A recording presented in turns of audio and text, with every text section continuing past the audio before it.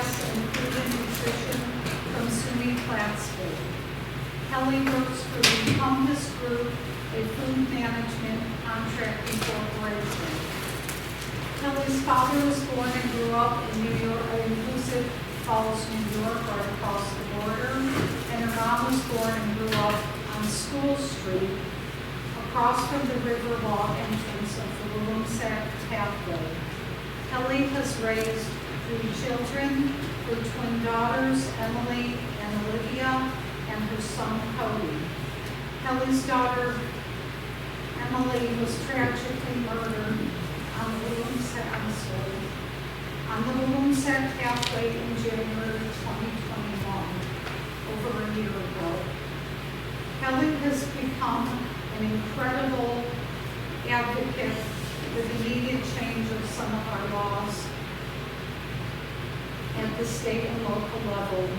In working with Kelly through the legislative process, I can sincerely tell you firsthand, she is a very, very strong advocate who actually was the driving force behind the passing of legislation S3. She testified in the Judiciary Committee as well as other Senate committees. We followed it through the House Committees of Jurisdiction. In these months, S3 became, in 3 months, the S3 became law, which is unrare. It was very unlikely in our peers. Sometimes it can take 2 sessions. And has already been used in the courts, and actually a judge referenced S3 in his written decision in a recent case. All thanks to Kelly. Kelly's strength and courage during this very difficult time is a testament to her goal of finding justice for her daughter, Emily, with the hope that this kind of crime never happens to another young person or anyone again. I am also pleased to introduce to you Michael Wajda. Did I get it right, Mike? The spelling is W-A-J-D-A, and I said I've got to ask how to pronounce that because I was pretty sure it wasn't the way it was written. Michael is an active Quaker and represents Bennington Friends Quaker meeting for the Greater Bennington Interfaith Council. Michael and his wife retired to Bennington April 2019. Michael worked for the Society of Friends, which is Quakers, for most of his adult life. His major roles were nonprofit fundraising and consulting, which he still does.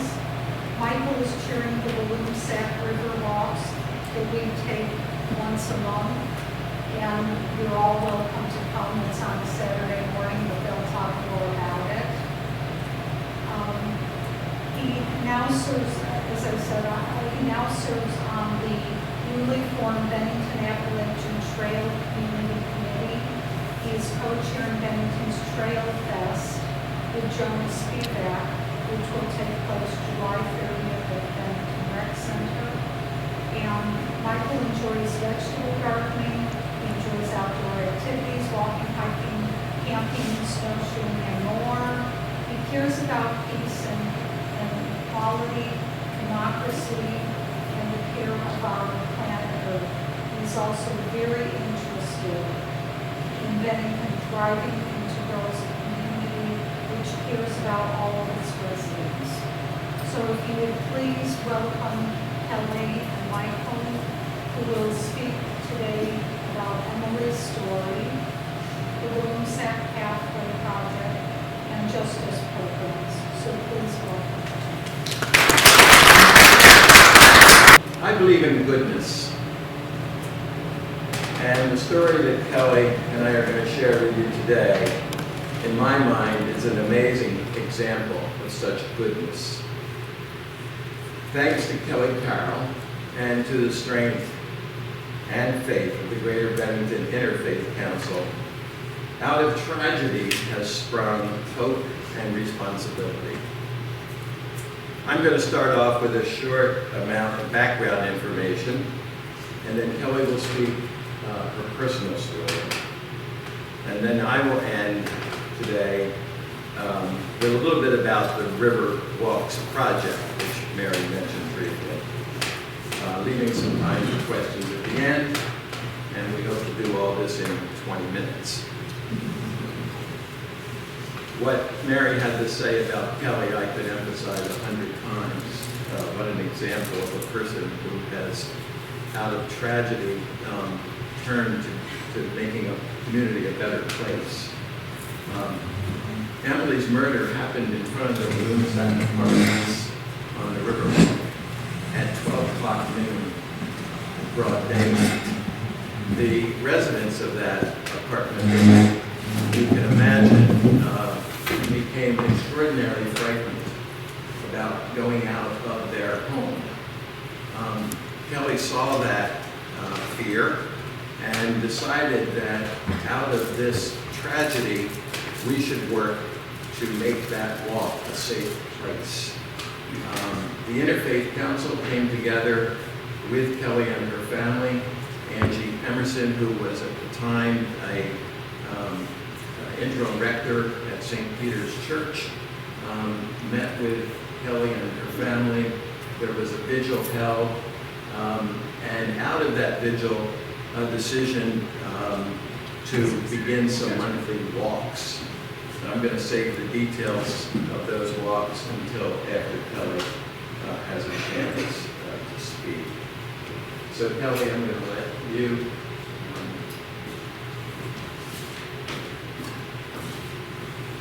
Thank you.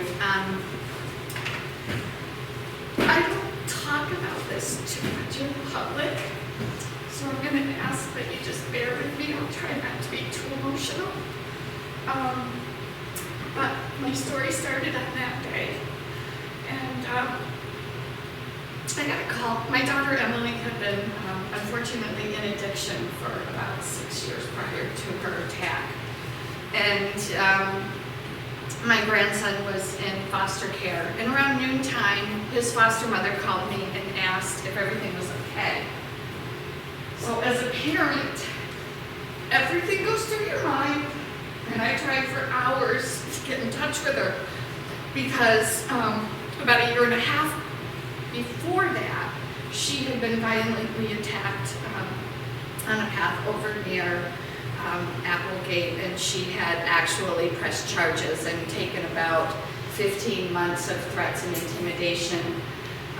One of the attackers pled down. The other one was able to get a very good defense attorney, and Emily was a lousy witness. I love her, but she was a lousy witness. But she told the truth.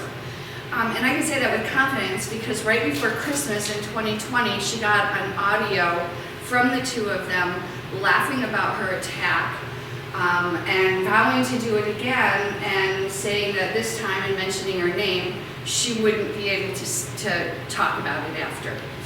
So as a mom, I heard, there had been a woman that had been attacked, and my first thought was that those two had gotten to Emily again.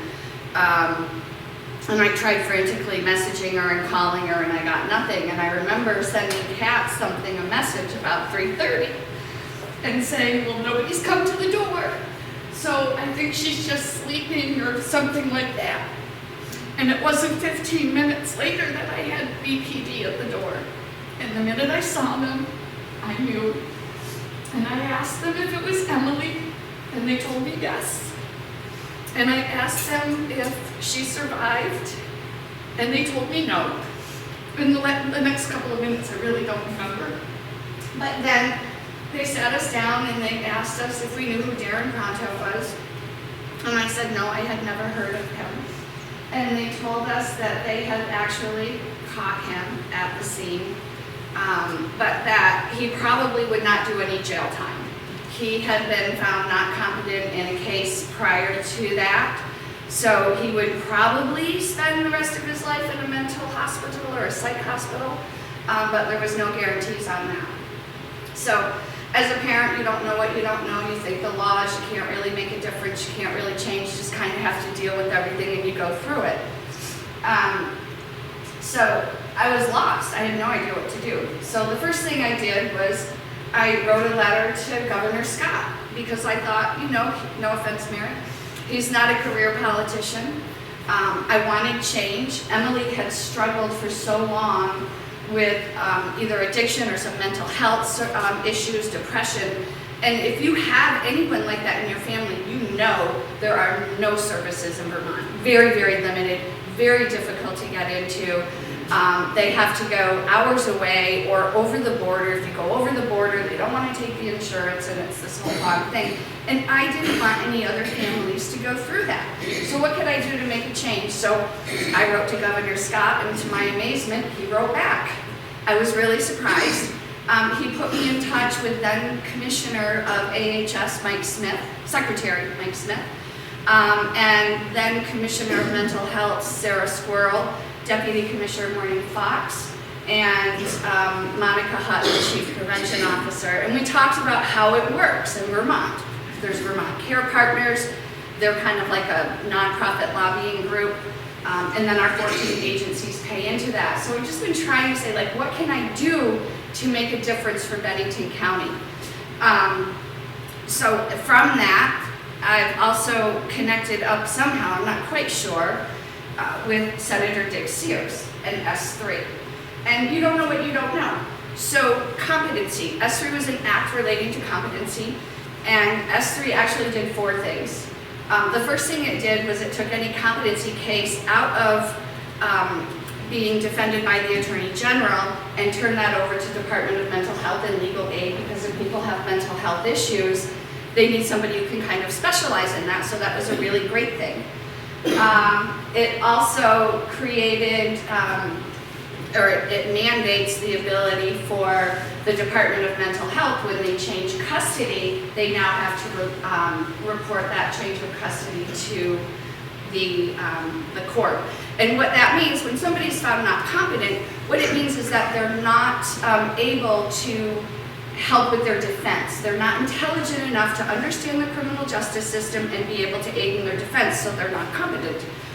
Different than insanity. Insanity is a defense. You kind of have to be competent to be able to go into a defense and have a jury trial.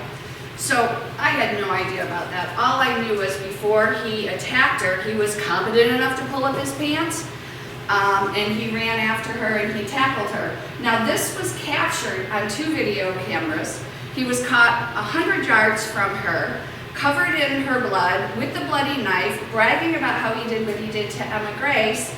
And before that happened, there was a visiting nurse, bless her, who came out of the Walloomsac apartments and saw him lurking but was afraid.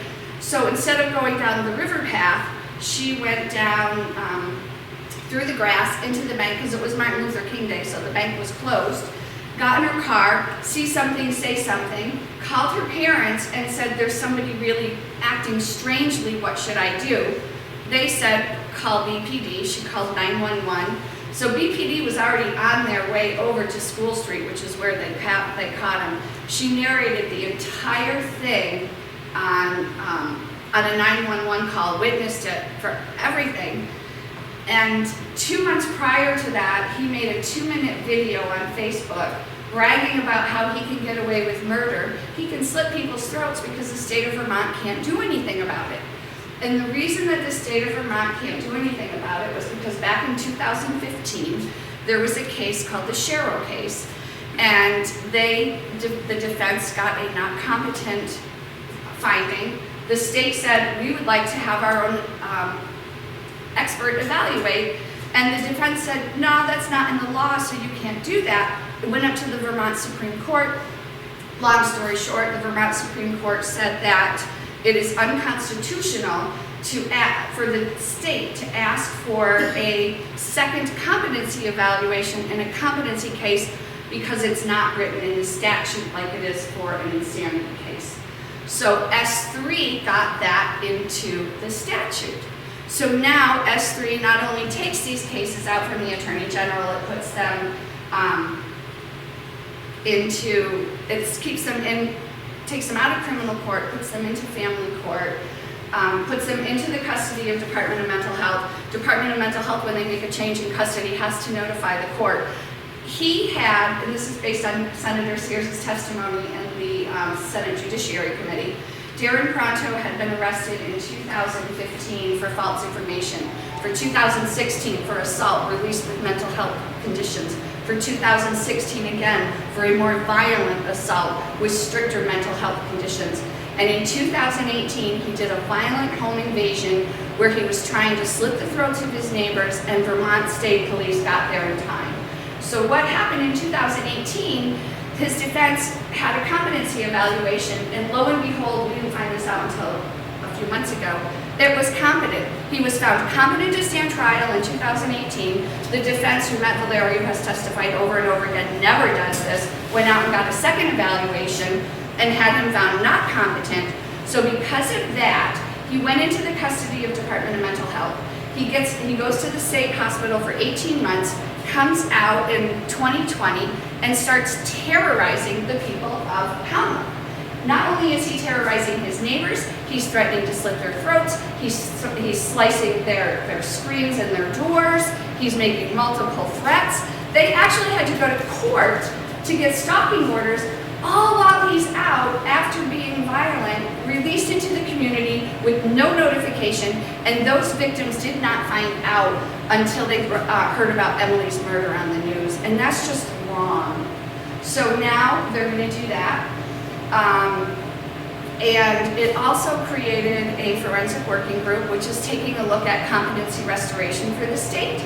We're talking about possibly making recommendations for specialty courts for mental health or drug addiction, because family courts are not really set up to handle this type of stuff, and it's just getting worse.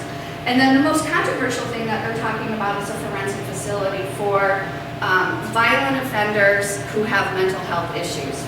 It's a very small percentage. There's a lot of controversy about it. Right now we're putting them into the Vermont Psych Hospital.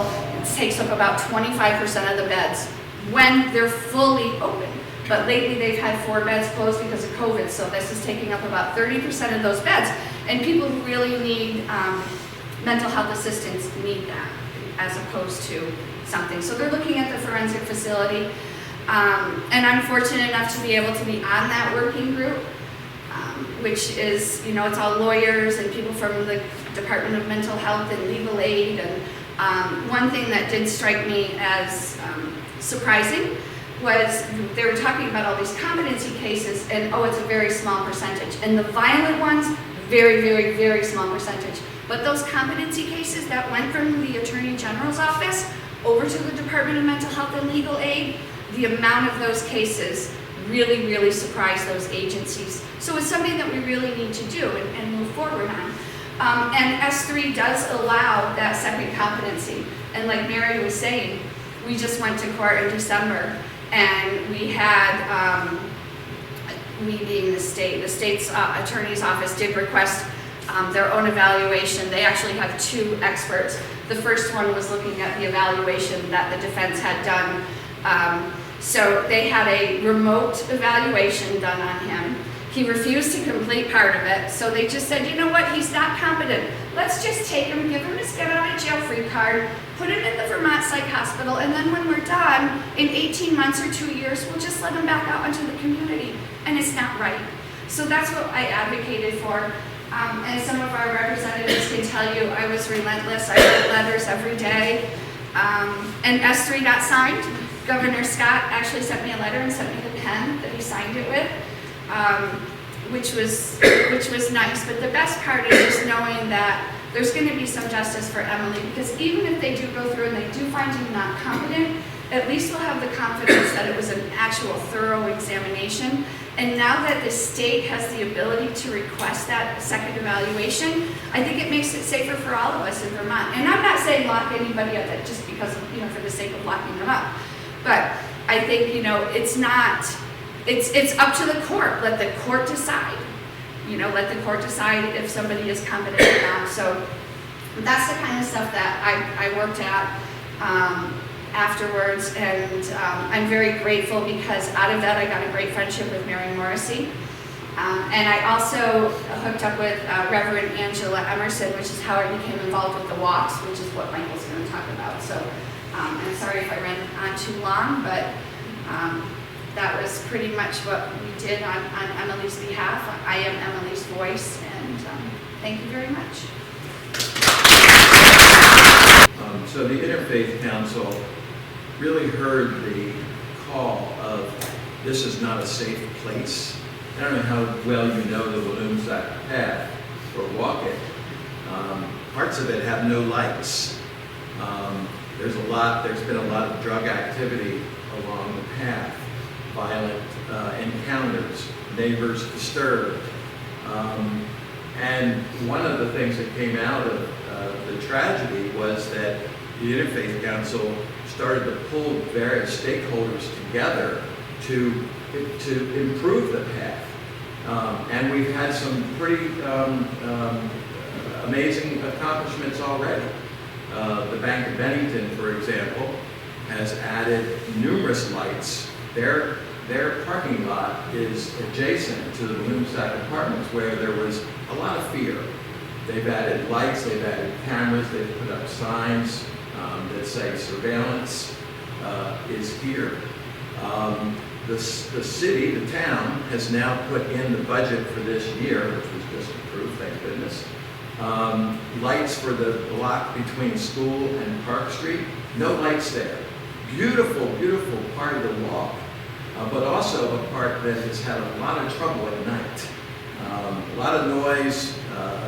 People in the Potter's co-op housing unit there, they, what's it called? Norton Pot. I knew that Bennington down there. There's been a lot of concern. So one of the things the Interfaith Council has been able to do is bring a number of these stakeholders together. So we had the police, we had the president of the Bank of Bennington, we had select board members, we had the Better Bennington Corporation, we had the Housing Authority. All the people that would have some concern because they have property along that pathway.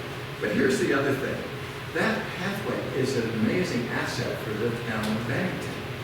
And one of the goals, in addition to safety, has been beautifying.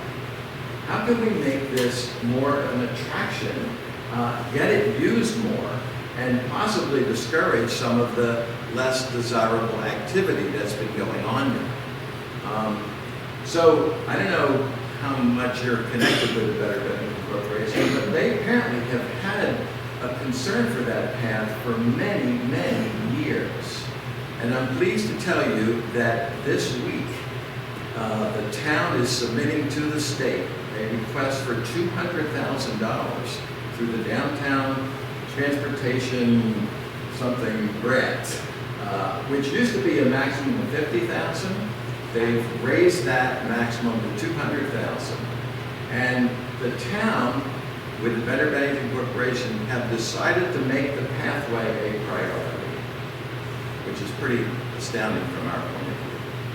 So included in that, in those improvements, are widening that pathway so it becomes both a bike and a pedestrian pathway, that it connects to the new rail-to-trail that's being built north of River Street, and various other improvements along there that will happen if they get the grant. But I think that grant is only, that application and that focus has only come about because of the attention that, the tragedy has brought to the path. So we're sponsoring once a month walks along the path, again, to try to get it used more, but also to give the Interfaith Council an opportunity to heighten other services that are available in Bennington. So we had Turning Point there, who provides services for addiction. We had Pathways Vermont there, which is working on housing issues. We had the VFW come, and Kelly's husband, through the VFW, restored about 9 benches, is it? 9 benches. And if you ever were there, the benches had sunk into the ground. They were about that high. who sits on a bench that high. And thanks again, I think, to the attention, those, not only were the benches restored by Kelly's husband, the town poured all new cement pads. So if you go there and you look, you're going to see new benches and, well, restored benches. The original framework, but he put all new wood on them and slacked or urethane or whatever, and painted them and so forth, and they're all on new cement pads. So, you know, for someone on the Interfaith Council, our goal has always been to better the lives of all people in Bennington. I mean, that's what faith people do. They care about their communities. So I thought I would read something that another member of the Interfaith Council wrote when we started this project. Well, actually, it's more as we've been further into it. And this is from Spencer Jarrett, who is a member of the Temple of Bethel, who serves on the Interfaith Council.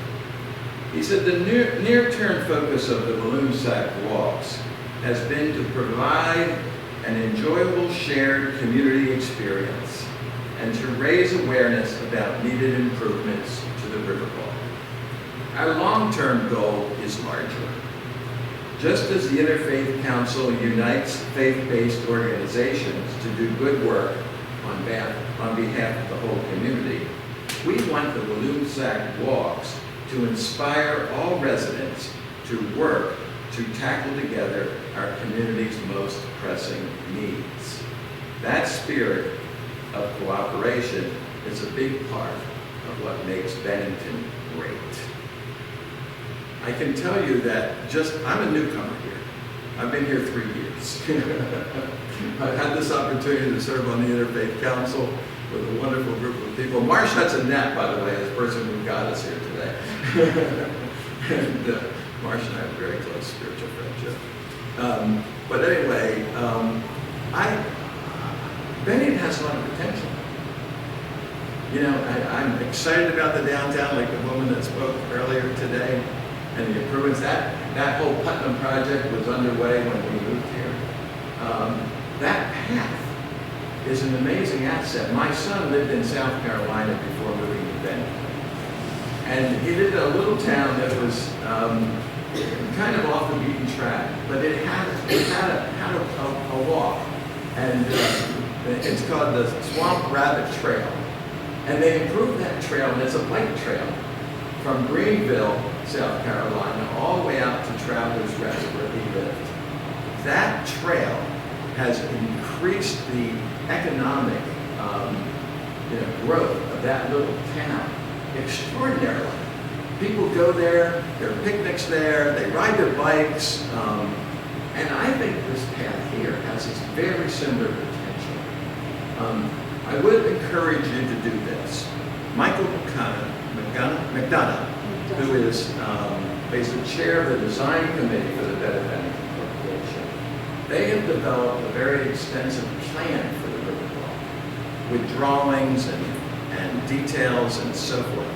It was presented to the group that we coordinated, the Interfaith Council, of many stakeholders around the path a couple months ago. And we're planning to have him come and do one of the walks and present this. They have slides of this plans for the Riverwalk.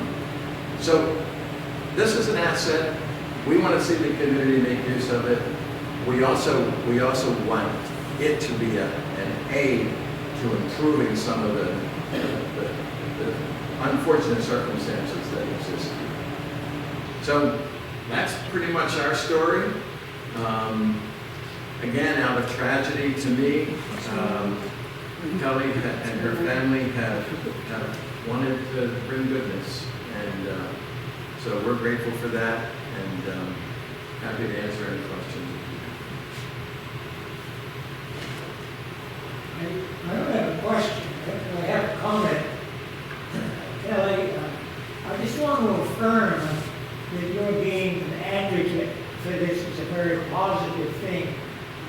I think one of the problems that we have with people with a mental illness, among others, as a general public, we don't understand what's going on in the chemical process, changing of the brain. Most people don't understand this. And then a lot of people are reluctant to stop to talk about it. It's almost the thing we don't want to talk about. And I think somewhere in our society, we need to readdress this and realize that it's a complex, complicated problem. And it changes daily, sometimes for people with mental illness. And they're perfectly okay today or for this week, and then all of a sudden, they're not the same. And they begin to do things and think of things that they wouldn't normally do. And it's a change of chemistry that's causing this. Now, some of this can be treated medically, and some of it can't. And people that are treated with it medically sometimes don't take their medicine. And so there's a problem. It would seem as though, as a society, we need to understand how can we help this problem? What can we do to help it rather than just let it go? And one of the things that we might do is when we have these situations and people are in our community and moving around, would be that we have some way of keeping in track with them.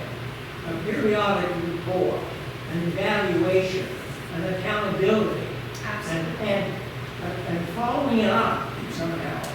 You know, like a probation officer, where these people would have to report every certain period of time, and if they didn't, then they would have to follow up on it. But this isn't going to change until we find some way to follow up on these people in a positive sort of way, and not neglectful. So I just want to respond to that. So S3 has a focus group. That was the thing. And sometimes these focus groups, these studies out of Montpelier, they don't do anything other than go into a back filing cabinet just to appease people like me who are squawking that we need change. But I think that the big thing is starting to get the conversation out. I totally agree. It can't be one of these, like, oh, mental illness, You have to talk about it. You have to keep the communication going and the conversation going in the community. But I think that one thing that is, and it's controversial on the focus group, is the topic of like a mental health court or a drug court. Because right now, people that have, and I am not an expert, so I'm sure somebody will be complaining and correcting me, but it's my understanding that people get into the criminal court system, and the criminal court system really isn't the place to sit there and hold your hand if you've got a mental illness that you've got to deal with. And then they go into family court with some of the way the transition in the system goes. And family court really isn't geared towards all of that. It's more towards, maybe reuniting children and families and not really dealing with adult mental issues. A lot of times they're drug related. Sometimes they're chemicals in the brain. But I think as a society, we need to take a look at what we're doing, because we're not doing the right thing for anybody. And I'm going to use Darren Pronto as an example. So he had interactions with the court and the mental health system in 15, twice in 16, again in 18. He went through the services at the Vermont Psych Hospital for a year and a half. He came out. He got into, he was at a counseling service in town. The case management was not great. Mental health, DMH, UCS, they don't talk with corrections. There's a total disconnect there. So now there's at least, I'm starting to hear about more mental health people in prisons. Not that we want to lock people up, but I mean, if you think about it, a lot of times people have that and there's no support. They come out, we put them right back into the community, into the same old habit that they've been with the same people, the same living situations, the same friends, and we don't make any changes. And I fully agree. I think they need to do something like that. And now it's going to cost a lot of money, and it's going to be, it would be probably years away. But think about Darren Pronto. Think about what would have happened in 2020 when he started terrorizing his neighbors after he got out of the Vermont Psych Center. If there was somebody there intervening, watching his case, actually following through, saying, no, wait, maybe, I don't think he's on meds, I think he's on crack, but Maybe, you know, you're off your meds. Or, you know, what can you do to get through that? He killed my daughter on a Monday. On Thursday before that, he scratched murder time into his wall. He told people for weeks he was going to kill her. People offered him drugs to kill her, and people offered him money not to kill her. And he still did it. His mother brought him to town. Murder time, he carved from the dining room wall. And nobody says, this person is in crisis. There's nothing. It's a great big disconnect, and we do need to get that back in there because we're not doing the right thing for anybody.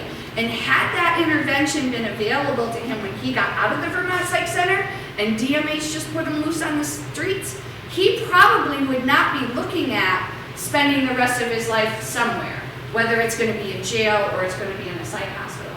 So we lost our Emily. They lost a person too in their family. Thank you. I'm sorry.